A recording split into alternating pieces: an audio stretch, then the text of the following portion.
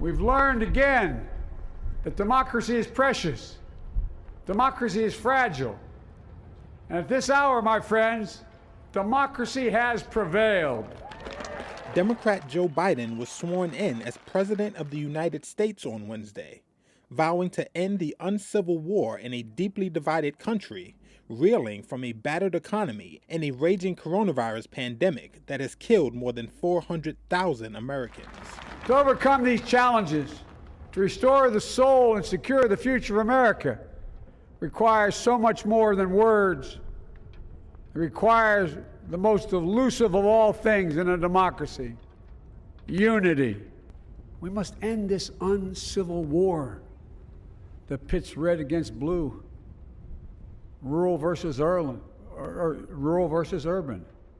conservative versus liberal. We can do this if we open our souls instead of hardening our hearts. With his hand on a 5-inch thick heirloom Bible that has been in his family for more than a century, Biden took the oath of office administered by U.S. Chief Justice John Roberts. Standing in front of a heavily fortified U.S. Capitol, where a mob of Trump supporters stormed the building 2 weeks ago, Biden delivered an inaugural speech promoting a message of hope and unity for the country.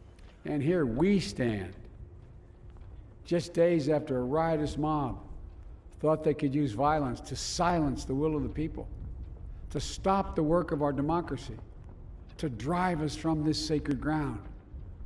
It did not happen. It will never happen. Not today, not tomorrow, not ever. Not ever.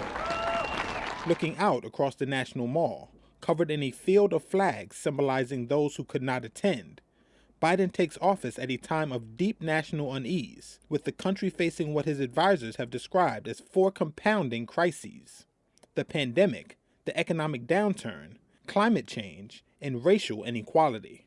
He has promised immediate action and acknowledged his Vice President, Kamala Harris, the first woman, Black American, and first person of South Asian descent to hold the nation's second highest office, declaring it's America's Day. Here we stand, looking out on the great mall where Dr. King spoke of his dream. Here we stand where 108 years ago, at another inaugural, thousands of protesters tried to block brave women marching for the right to vote. And today, we mark the swearing in of the first woman in American history elected to national office, Vice President Kamala Harris. Don't tell me things can't change.